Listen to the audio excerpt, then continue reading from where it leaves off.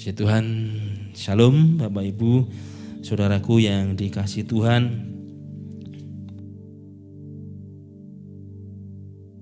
Bapak Ibu yang terkasih, mari kita akan merenungkan kebenaran firman Tuhan. Di tengah keadaan yang di dunia yang sulit seperti ini, kita bersyukur kita punya Tuhan.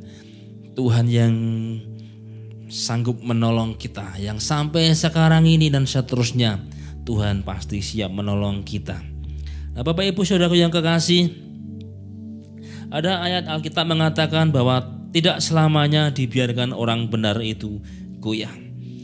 Jadi kalau boleh saya simpulkan, maka ada waktu orang benar itu akan Tuhan izinkan mengalami keadaan yang susah. Dan itu tidak bisa ditolak. Keadaan yang susah memang terjadi, kesukaran memang terjadi, masalah memang terjadi, tapi tidak untuk selamanya. Bapak Ibu Saudaraku yang dikasihi Tuhan, bahwa kehidupan itu ada variasinya, ada penuh liku-likunya. Tuhan mengizinkan kita mengalami keadaan suka dan duka bersama dengan Tuhan, dan di dalamnya semakin kita bisa menghayati nilai kehidupan, semakin kita kuat, baik kuat oleh janji Tuhan, oleh berkat Tuhan, tapi juga kuat ketika kita diizinkan mengalami krisis, ketika kita berjalan dalam lembah bayang-bayang maut, ada penyertaan Tuhan, itu juga membuat kita semakin kuat. Jadi Allah membentuk kita dengan dua sisi, dengan janjinya, dengan hal yang menyenangkan, tapi juga ketika melewati keadaan yang sukar, di situ Allah juga membentuk kita agar kita semakin kuat. Maka kita sangat perlu yang namanya dan sangat mutlak memerlukan yang namanya penyertaan Tuhan, baik di dalam suka dan duka. Saudaraku yang dikasihi Tuhan, kita perlu penyertaannya. Saudaraku, ada orang yang mengalami hal yang menyenangkan. Saya percaya semua orang mesti pengen mengalami hal yang menyenangkan. Nah, ada orang mereka mengalami hal yang menyenangkan, tapi apa yang terjadi ketika dia mengalami hal yang menyenangkan sampai lupa diri? Saking senangnya dia lupa dan akhirnya apa? Berdosa. Tapi juga ada sebaliknya, orang yang mengalami kesusahan, karena begitu susahnya, tekanan, sampai kemudian nekat melakukan dosa. Di sini kita melihat bahwa dalam segala hal sangat perlu penyertaan Tuhan. Baik dalam keadaan yang menyenangkan, dalam keadaan krisis, kita perlu penyertaan Tuhan. Kadang orang berpikir dalam masa yang susah, kalau masa yang sukar, kita perlu penyertaan Tuhan. Oh betul, tapi juga dalam ketika kita di dalam berkat, diberkati, kita juga perlu penyertaan Tuhan. Jangan sampai seperti yang terjadi, orang karena diberkati, dia mengalami senang, lupa dan akhirnya justru malah berbuat dosa. Nah, saudara yang dikasihi Tuhan, hari-hari ini dunia sedang mengalami masa-masa yang sukar karena ada wabah virus corona. Kesulitan terjadi di mana-mana.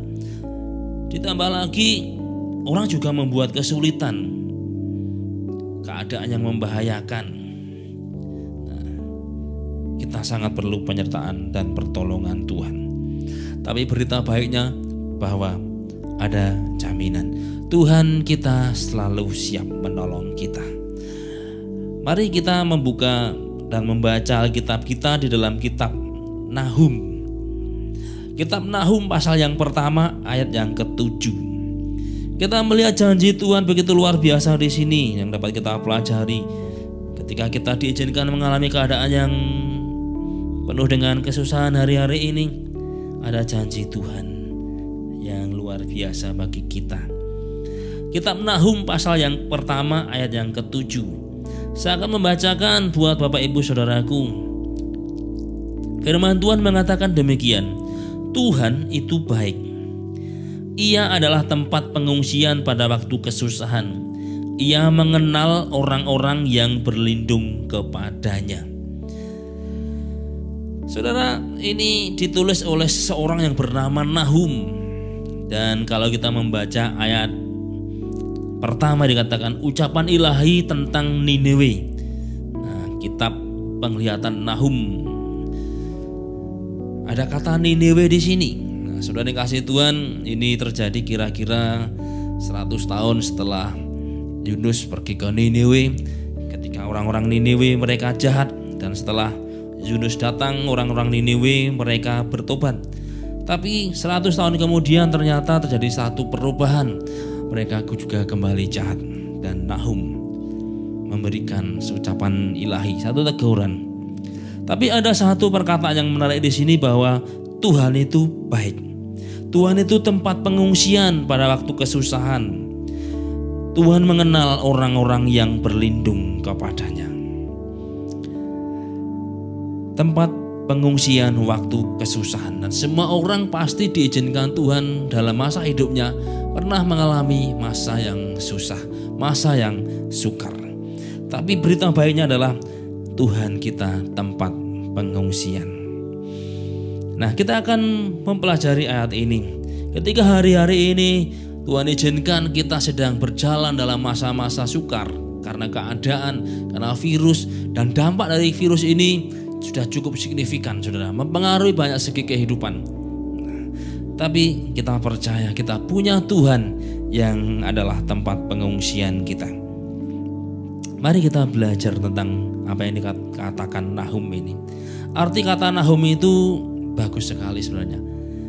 Arti nama Nahum adalah comfort atau comfortable. Jadi Nahum itu artinya nyaman atau kenyamanan.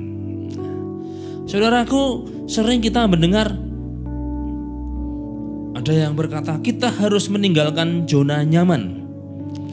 Ya, seringkali zona nyaman itu bisa membuat orang jauh dari Tuhan. Karena dia mengalami kenyamanan hidup, akhirnya lupa. Dia pikir semua sudah ada. Seperti penggambaran seseorang muda yang kaya. Dia punya hasil panen berlimpah. Dia berkata, aku tidak punya tempat lagi untuk menampung hasil panenku. Apa yang akan aku buat? Aku akan membuat lumbung-lumbung, dan aku akan menaruh hasil panenku di situ. Dan aku akan berkata, hai jiwaku, tenanglah, senanglah, karena ada banyak gandum yang tersedia untukmu. Dalam masa kenyamanan orang ini, dia tidak mengingat Tuhan. Saudara, banyak juga terjadi hari-hari ini. Di akhir zaman ini, orang yang mengalami keadaan senang, dia lupa dengan Tuhan. Karena begitu keadaan yang menyenangkan, akhirnya dia justru membuat dirinya semakin jauh dari Tuhan. Zona nyaman sering membuat orang jauh dari Tuhan. Di Alkitab juga ada. Lot misalkan. Lot ini dia mencari kenyamanan, saudara. Dia tinggal di satu tempat yang subur. Tapi apa yang terjadi ketika Lot jauh dari Abraham? Abraham yang hidupnya dekat dengan Tuhan, dan Lot meninggalkan Abraham. Dia lepas dari Abraham. Dia lebih memilih zona nyaman bagi dirinya sendiri. Tapi Alkitab mengatakan akhirnya Lot mengalami kerugian besar. Saudara dikasihi Tuhan, Sodom dan Gomora dihancurkan oleh Tuhan, dan Lot tidak bisa membawa semua harta miliknya. Bahkan istrinya pun menjadi tiang garam. Dia mencari kenyamanan, tidak mencari Tuhan, dan akhirnya dia hancur. Akibatnya yang lebih parah lagi, saudara yang dikasih Tuhan, Lot ini jauh dari Tuhan, dan akhirnya Lot ini melahirkan satu bangsa yang menentang Tuhan, bangsa yang kafir, Amon dan Moab. Kenyamanan seringkali membuat orang jauh dari Tuhan. Kenyamanan ini gambaran orang yang bertuhankan pada perutnya sendiri. Yang dicari adalah apa yang nampaknya menyenangkan bagi dia. Kenyamanan daging. Rasul Paulus mengatakan supaya mematikan kesenangan daging. Kenyamanan daging itu harus dimatikan. Lalu apa maksudnya di sini nama Nahum nyaman, saudara? Comfortable, kenyamanan. Kenyamanan kita orang-orang percaya itu tidak terletak kepada atau di dalam hal yang dunia, benda dunia, harta dunia.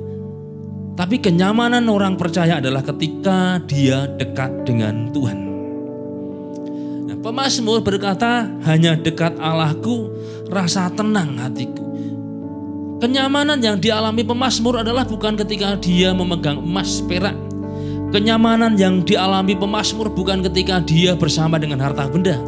Tapi kenyamanan yang dialami pemazmur adalah ketika dia merasakan dekat dengan Tuhan. Itulah kenyamanan rohani, kenyamanan yang sejati, kenyamanan yang hakiki, yaitu ketika kita dekat dengan pencipta kita.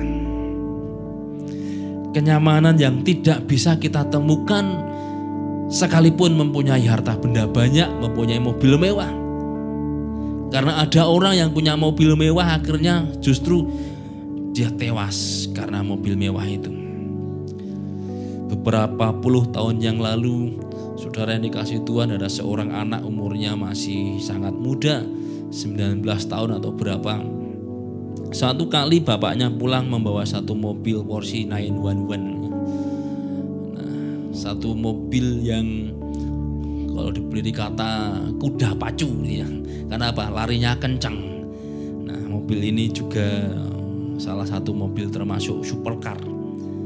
Nah, dia dibilangi sama bapaknya jangan pakai mobil ini karena susah dikendalikan. Dan akhirnya apa yang terjadi? Dia bangga karena papanya punya mobil supercar dan dia keluar, tapi dia tidak bisa mengendalikan. Dan mobil ini mengalami kecelakaan dan hancur. Ini seorang perempuan, nama depannya Niki gitu ya. Jadi kalau misalkan saudara Google nanti itu memang disembunyikan. Karena merupakan satu ada foto yang sempat tersebar dan itu mengerikan sekali karena luka dari kepala dari anak ini. Mungkin suatu kali waktu itu dia punya mobil, dia bangga, dia senang, dia nyaman. Tapi itu justru membawa kehancuran dan banyak terjadi hari ini. Ketika orang mengejar harta, bukan kenyamanan yang didapat, tapi kehancuran. Uang semakin dikejar, semakin membuat orang tidak tenang. Tapi sebaliknya, Tuhan semakin kita kejar, semakin kita merasakan kepuasan. Tuhan semakin kita kejar, semakin kita mengalami kenyamanan. Sebab kenyamanan yang sejati adalah ketika kita dekat dengan pencipta kita. Pemazmur mengerti kebenaran hal ini, maka dia berkata, hanya dekat Allahku, rasa tenang hatiku. Kenyamanan itu hanya ada ketika dekat dengan Tuhan, intim dengan Tuhan. Kenapa? Di sini dikatakan karena Tuhan itu baik. Kita akan tenang karena kita tahu Tuhan kita baik. Kata baik dalam bahasa aslinya itu top. Di Septuaginta diterjemahkan dengan kata Christes. Top ini punya makna baik, berkenan. Tapi juga punya makna to do well, mengerjakan untuk kebaikan. Nahum menjelaskan bahwa Tuhan itu baik. Karena apa? Di dalam Tuhan itu ada perkenan Tuhan. Dan Tuhan itu akan mengikhtiarkan hal yang baik bagi kita.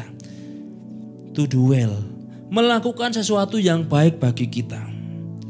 Maka sekalipun dunia bergoncang, sekalipun keadaan tidak menyenangkan, wabah, satu hal yang kita tahu ketika kita dekat dengan Tuhan, kita tetap nyaman.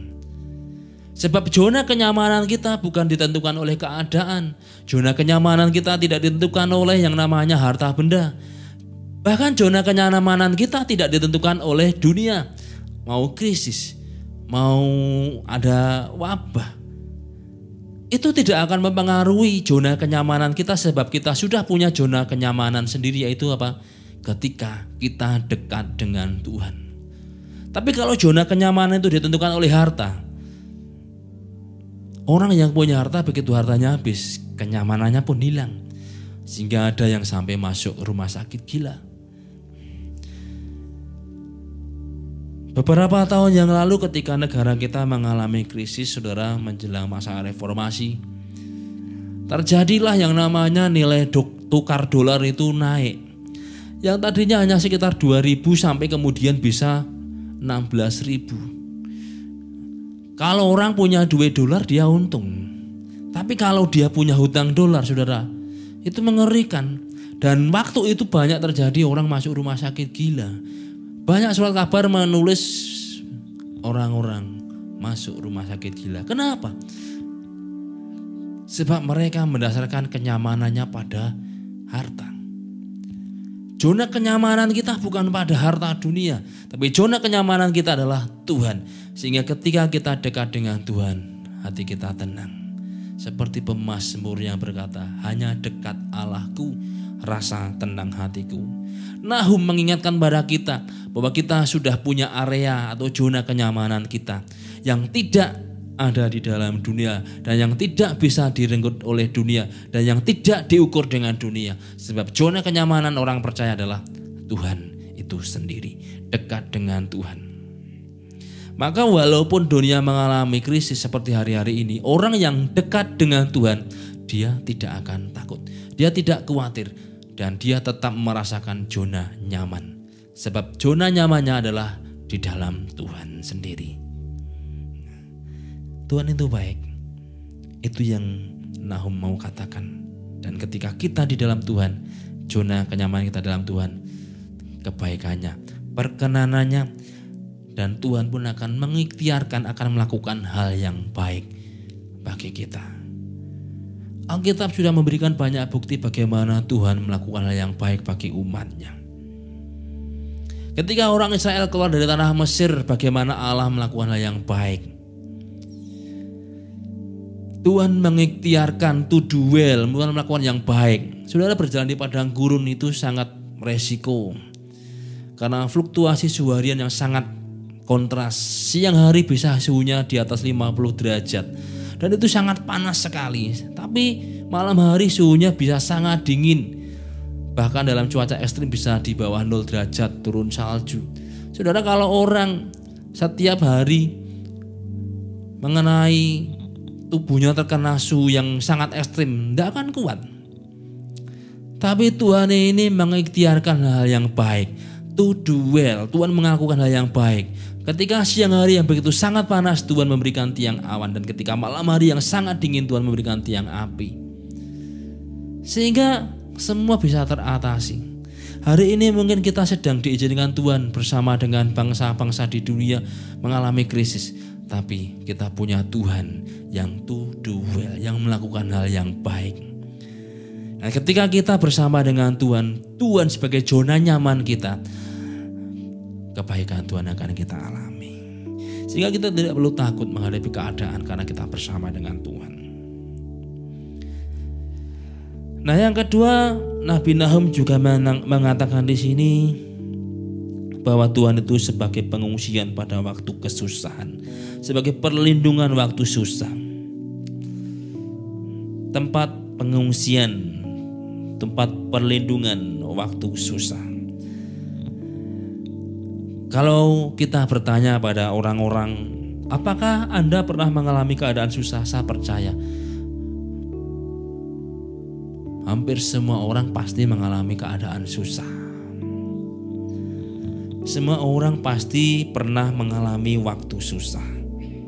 Nah, kata susah di sini ditulis dengan kata sarah, artinya trouble. Tapi juga sarah itu punya makna kekurangan. Tuhan bisa mengizinkan kita mengalami masa yang sukar, tapi Tuhan itu tempat perlindungan. Berbicara tentang yang namanya tempat perlindungan, tempat pengungsian bagi orang Israel, mereka sangat tahu. Misalkan ketika pada zaman Perjanjian Baru. Nah, di Israel ini ada satu di mana di setiap kampung itu ada rumah. Dan rumah ini tempat-tempat yang disediakan kalau ada orang mereka dalam perjalanan kemudian kemalaman. Nah, mereka bisa bermalam di situ. Nah, ketika Yusuf dan Maria sedang ke Bethlehem karena sensus, nah, mereka hendak pergi ke tempat ini. Jadi yang dikatakan di situ tempat penginapan, bukan hotel. Itu memang tempat-tempat yang dibangun untuk orang-orang yang kemalaman, saudara. Jadi itu bukan penginapan, ini bukan berarti hotel, bukan. Tapi memang tempat-tempat untuk orang yang dalam perjalanan sedang traveling dan kemudian mereka perlu tempat istirahat. Nah, di situ ada.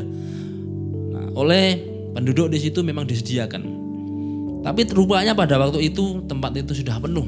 Nah, sehingga mereka tidak kebagian tempat, dan kita tahu Yusuf dan Maria tinggal di kandang ketika Tuhan Yesus lahir. Jadi berbicara tentang yang namanya tempat pengungsian, tempat perlindungan, orang Israel sudah mengerti. Tapi juga selain tempat perlindungan ada juga yang namanya kota perlindungan.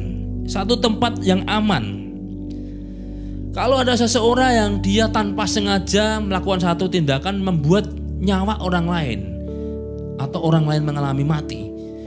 Nah, kalau boleh dikatakan ini seperti pembunuhan yang tidak disengaja. Maka dia akan diteliti oleh imam besar. Dan kalau diketemukan bahwa ternyata memang itu tidak disengaja dan dia tidak tahu, maka orang ini akan dihukum. Dihukum di mana? Dia akan ada di satu tempat namanya kota perlindungan. Nah, selama orang ini ada di kota perlindungan, orang ini akan aman, saudara. Musuh tidak akan dapat mencapai dia. Kenapa? Ada hukum bahwa orang yang ada di kota perlindungan dia tidak boleh diganggu gugat. Keluarga kerabatnya tidak bisa menuntut balas. Kalau ada istilah mata ganti mata, an eye for an eye, itu tidak berlaku ketika orang ini masih ada di tempat perlindungan. Tapi kalau orang ini keluar dari tempat perlindungan, dari kota perlindungan, ya dia bisa dituntut. Tapi selama orang ini ada di kota perlindungan, maka dia aman. Musuh tidak akan pernah mencapai dia sampai imam besar nanti meninggal, dan kemudian dia boleh kembali dan bebas sampai kepada keluarganya. Nah, saudara yang dikasihi Tuhan, jadi berbicara tentang tempat pelindungan, tempat pengungsian, bagi orang Israel sangat hafal dan mereka mengerti itu tempat yang aman. Musuh tidak mungkin mencapai tempat itu. Ada jaminan hukum sehingga dia merasa aman. Saudara yang dikasihi Tuhan, Tuhan itu tempat perlindungan kita. Kita akan aman di dalamnya sekalipun ada musuh, sekalipun ada tantangan, ada masalah. Itu tidak akan mencapai kita. Kenapa? Ada hukum roh yang melindungi kita. Karena kita di dalam Tuhan. Keadaan boleh terjadi, tapi kita ada pelindungan khusus, ada perhatian khusus. Sehingga yang namanya masa susah itu tidak menenggelamkan kita. Nah, kita kembali pada kata sarah tadi, atau yang diterjemahkan dengan kata sukar. Tuhan itu akan melindungi kita saat dalam masa kesukaran. Kesukaran tetap ada, tetapi kita akan terlindung. Bukan berarti kesukaran itu dibatalkan, enggak, saudara. Kesukaran tetap ada. Sarah tadi tetap ada. Tapi kita bersama dengan Tuhan ada pelindungan khusus, ada hukum roh, ada hukum Tuhan yang melindungi kita. Sama seperti orang yang berada di kota pelindungan, maka dia aman di situ. Nah, kita juga demikian ketika kita di dalam Tuhan, sekalipun ada tantangan yang seperti ini karena keadaan, kita aman di dalam Tuhan. Kenapa? Tuhan memperlakukan kita secara khusus sebab ada hukum bahwa kita adalah anaknya, kita adalah miliknya yang sudah ditebusnya. Nah, Sarah juga punya makna keadaan kekurangan. Tuhan melindungi kita ketika keadaan kekurangan. Mungkin hari ini sedang terjadi, banyak orang mengalami kekurangan karena wabah, sehingga pemerintah kemudian memberikan dana bantuan. Ya, kita berdoa supaya dana itu tepat sasaran. Saya membaca di satu harian online, ada seorang nenek-nenek ternyata dia luput, tidak mendapat bantuan dan kemudian diusulkan. Tapi juga ada terjadi itu di satu tempat, saya membaca entah kebenaran atau tidak, tapi ini berita online ditulis, itu ada bapak, ibu dan anak dapat semua. Saudara, ini kan ya lucu kan. Tapi ya puji Tuhan, bapak sama anak ini dananya itu dikembalikan lagi kepada Pak RT. Ini masa istri saya dapat, anak saya juga dapat, balik ke istrinya. yang hanya dapat istrinya. Nah, kita berharap agar mereka yang salah sasaran jenis mampu tapi mendapat itu juga akan seperti bapak ini, supaya dana BLT ini dapat dipakai untuk menolong rakyat negara kita. Karena memang keadaan sekarang sedang sukar, setara keadaan yang kekurangan. Keadaan kekurangan memang harus terjadi dan itu sudah Tuhan sampaikan. Tapi kita punya Tuhan yang sanggup melindungi kita. Maka sudah dikasih Tuhan, kita nggak perlu takut, kita tidak perlu khawatir. Ada Tuhan sebagai perlindung dalam kesukaran dan kekurangan. Maka Alkitab kalau mengatakan Allahku akan memenuhi segala kebutuhanmu menurut kekayaan dan kemuliaan dalam Kristus, itu adalah benar. Ketika hari ini dunia sedang mengalami wabah, banyak orang kekurangan, bagi kita ada hukum, Allah akan memenuhi kebutuhan kita. Kenapa? Karena kita anaknya, karena kita miliknya. Jangankan kebutuhan sehari-hari, nyawanya pun diberikan pada kita, saudara. Darahnya. Kita, Taurat mengatakan sesungguhnya nyawa itu ada di dalam darahnya. Dan ketika Tuhan Yesus disalib mencurahkan darahnya, artinya apa? Nyawanya pun diberikan pada kita. Kalau nyawanya diberikan pada kita, masakan yang kehidupan sehari-hari Tuhan luputkan sampai lupa? Gak mungkin. Tapi Tuhan sudah berjanji bahwa Allahku akan memenuhi segala keperluanmu menurut kekayaan dan kemuliaan dalam Kristus. Maka bagi kita orang percaya, mari kita lihat hukum ini. Kita adalah anak.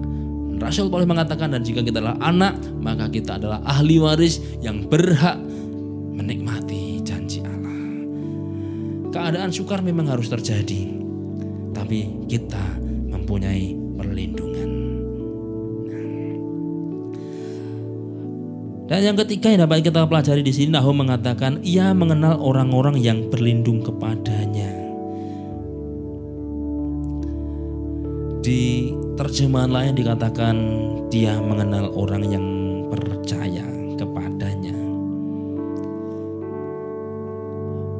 Kata di sini yang dipakai itu adalah kasah.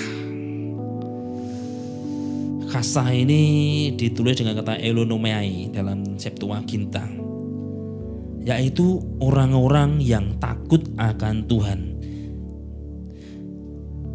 Ketika kita hidup dalam takut akan Tuhan, maka Tuhan menjamin kita. Orang yang takut akan Tuhan, hidup dalam pengenalan akan Allah, orang itu akan dijamin oleh Tuhan. Orang yang menaruh harapannya pada Tuhan, dia tidak akan takut.